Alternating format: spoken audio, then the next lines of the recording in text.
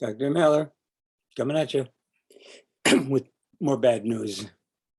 Unfortunately, I actually do have some bad news.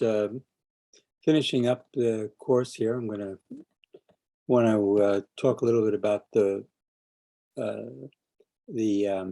collapse of Western civilization. This book right here, which is our last reading, and I give an introduction to it.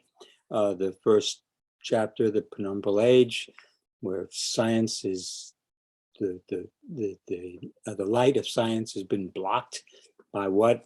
Not quite sure. But I also wanted to introduce you to a couple of other books that are high on my list of recommended books to read. This is Elizabeth Colbert's Under the White Sky, The Nature of the Future. Elizabeth Colbert is the author of this book, The Sixth Extinction, which is won a Pulitzer Prize. That's the highest prize a book can get in the United States. And there's the Nobel Prize after that. And Elizabeth Colbert also is the author of Notes from a Catastrophe. She's been writing about extinction and climate for a very long time. But we're going to be focusing basically on the collapse of Western civilization. So after we have figured out that the situation is desperate and that we must reduce fossil fuel consumption and carbon emissions, chapter 2 is called The Frenzy of Fossil Fuels, because right after we get that bad news, what happens is the global production, the global consumption of fossil fuel goes through the roof. And part of this is because the Industrial Revolution started in England. And so England in 1750, 1780, 1800 starts to pump up carbon into the air.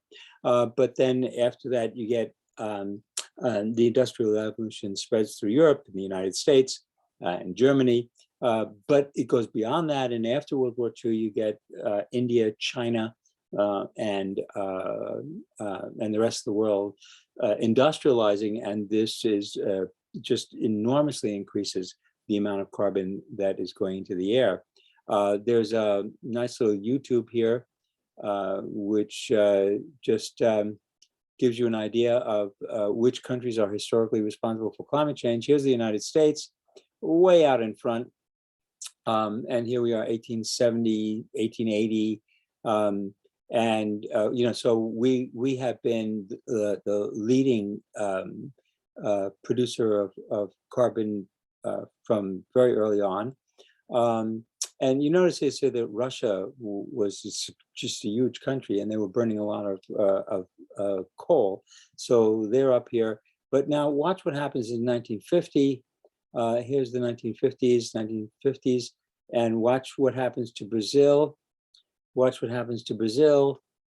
Watch what happens to China. Look what's happening to China. Look what's happening to China. And Russia. The United States is still way out ahead, but China is now taking the lead. China is now number 2. Russia is number 3. Brazil is number 4. The United Kingdom has fallen all the way down here.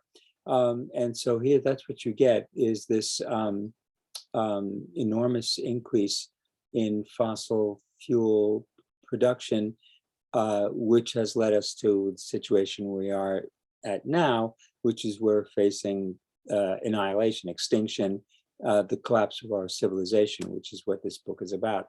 So remember, the book is a combination of history and science fiction.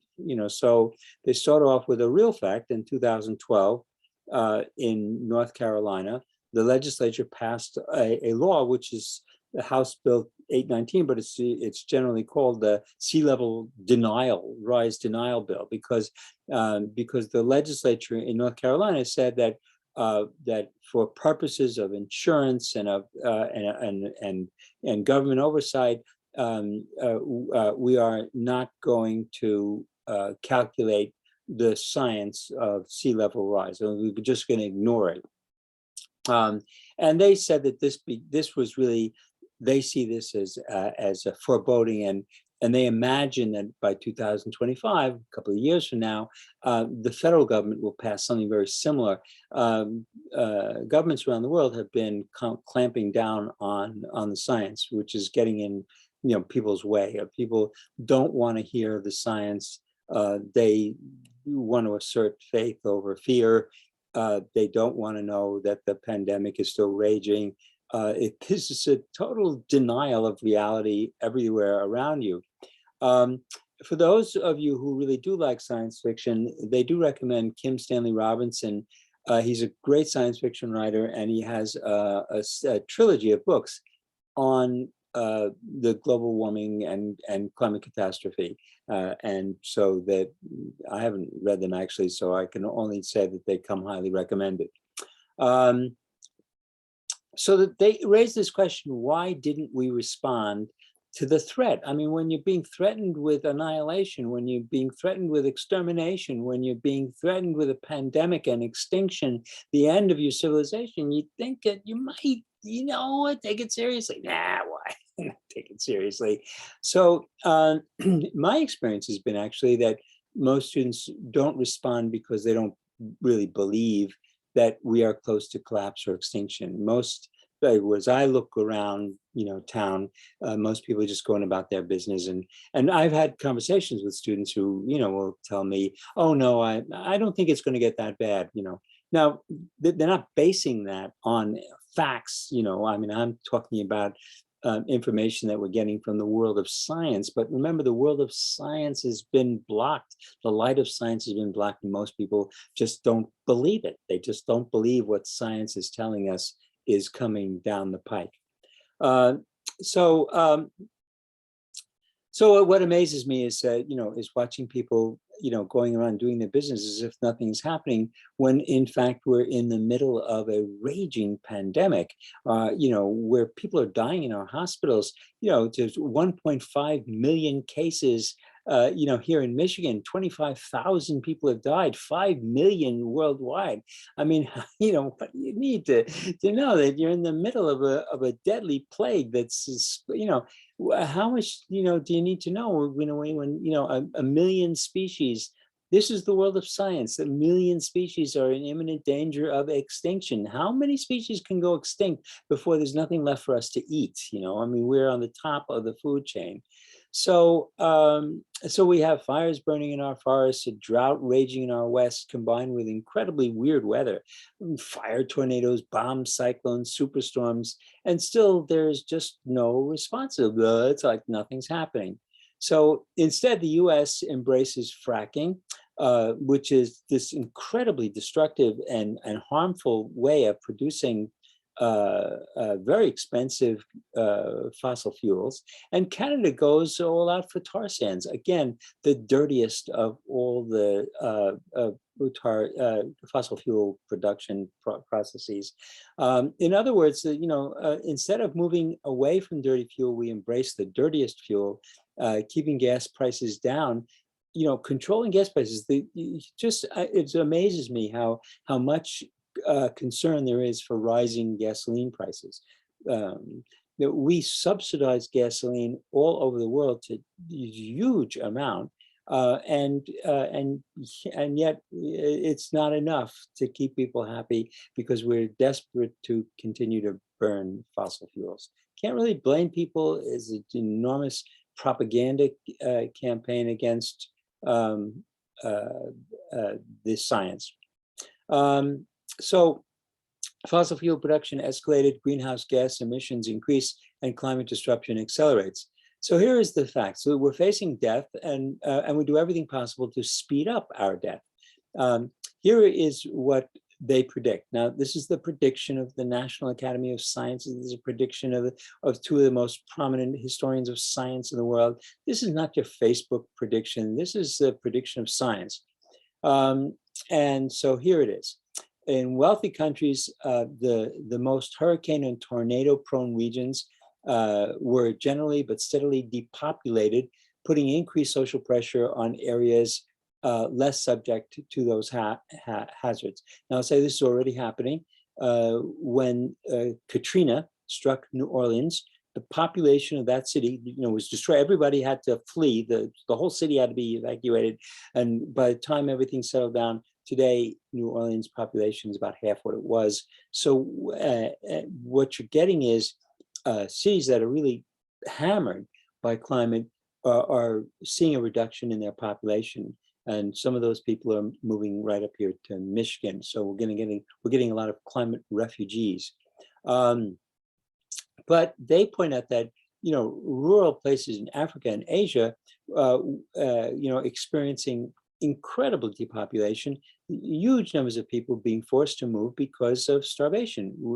I last week, the COP26 at the COP26, this young activist said that in Kenya, both of the rainy seasons failed to appear, and 2 million Kenyans are facing starvation.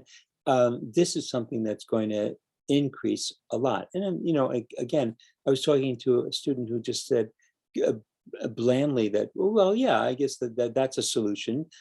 People will starve, and because there's not enough food, but not me. I won't starve. It'll be somebody else who's starving. And the fact is that this is going to affect your life in the next couple of years, not 10 years down the road. In the next couple of years, you're going to see dramatic changes taking place that are going to make your life much more difficult. So they predict that by 2041, now look, this is 2021, in 20 years, they predict a scorched earth, and this can happen anytime. They just predict, an incredible heat wave that would really significantly destroy crops. This can happen 2041, it could happen in 2031, it could happen in 2025. We'll see. I am telling you that over the next few years, you're going to be able to see and feel the stress, the tension on your own life. But they predict that what you have is 20 years until the earth scorches and causes food riots around the planet. They predict mass migration of undernourished and dehydrated individuals, coupled with explosive increases in insect populations, leading to widespread outbreaks of typhus, cholera, dengue fever, yellow fever, viral and retroviral agents never before seen. In other words, disease, and we already see this, the pandemic is not going away. We're 2 years into the pandemic, and it's worse than ever. This is as bad as it's ever been here in Michigan. We're the #1 state for death and dying from the pandemic. And hey, it's party time. Remember, this is the holiday season. So you want to go out there and make sure that you get over to the bars and, and suck up some of that virus. We got the Omega coming for you too. So, I also recently heard that there was a survey said that a lot of young people really feel that that there will be a civil war in America in their own lifetime, because what you can see is this incredible deterioration of our social order and violence just rising everywhere. People are just, and you get this, there's a lot of anger. There's just a tremendous amount of anger on the part of vaccinated people against people who are unvaccinated, and even more anger. Where the repository, the largest amount of anger is on the right. With these people driving around town with their Trump flags, just seething with anger at the poisonous Democrats. The demonic evil that is Governor Whitmer, or Fauci, who has been compared to Mengele. I mean, this kind of insanity is taking its toll. And so they predict, this is the big prediction they make, is that as the Great Northern Desert surged north and east, consuming the high plains, we've got a drought that science, once again, science, they predict this drought is going to last for decades, for 1,000 years it could last. I mean, this is there's an enormous drought in the whole west of the United States, and which is fueling all those incredible fires. So they predict that by 2050, this is going to lead to geoengineering. which you should take a look at. The idea of geoengineering. I'm going to post a little reading on that again from Elizabeth Colbert. She talks about it in this book. Geoengineering is trying to control the climate of the planet by putting particulates into the stratosphere.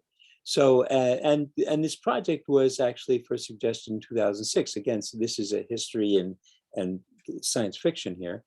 And so, and the initial results, we know what geoengineering would do. It will immediately cool the planet. However, it's really not a long-term solution, and it will cause all kinds of other problems. And when it causes these other problems, and countries begin to complain, so the geoengineering project, which involves sending jet planes into the stratosphere and dumping particulates up there, calcium carbonate, for example, and so they stop that. And when you stop that, you get what's called termination shock, which means that everything suddenly gets very much hotter, because geoengineering hasn't solved any problems. It just masked the problem. It just cooled the planet. But at the same time that you're cooling the planet, the carbon is increasing. So when you stop with the geoengineering, the planet suddenly heats up very quickly, and that really is the last straw. They predict an additional 11 degrees Celsius temperature. That's, I don't know what. Let me just see here. 11 Celsius to Fahrenheit. 11. So it's 11 degrees in Celsius, 51 degrees Fahrenheit. They're heating up the planet by 51 degrees. Are you kidding me? And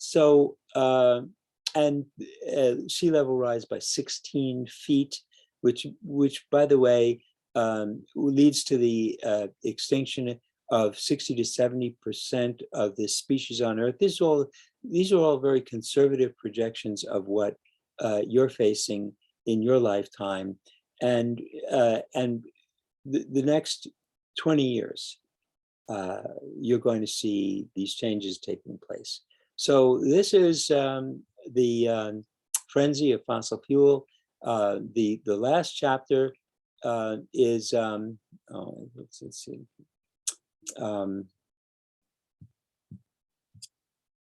That's this one, Frenzy of Fossil Fuel. Let's get the last chapter. This is type 1 and type 2. I'll post that, I think. Here it is. No, this is the lecture one. Here it is. Here we are.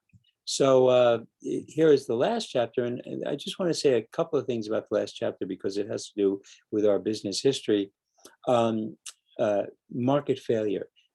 This whole process has been driven by an idea that you cannot, market fundamentalism is kind of a religious belief in our business culture, which all of you have, shown me that, you all believe that, it's just a few bad apples, it's not the system itself. But what they're arguing is that the free market fundamentalist, neoliberal, laissez-faire economic system, all these words mean something very similar, which is that this belief that capitalism has to be allowed, that you shouldn't have government regulation, that you don't want to have centralized control of anything, that you don't want to have a global world government. Those kinds of things are what is leading us to our destruction.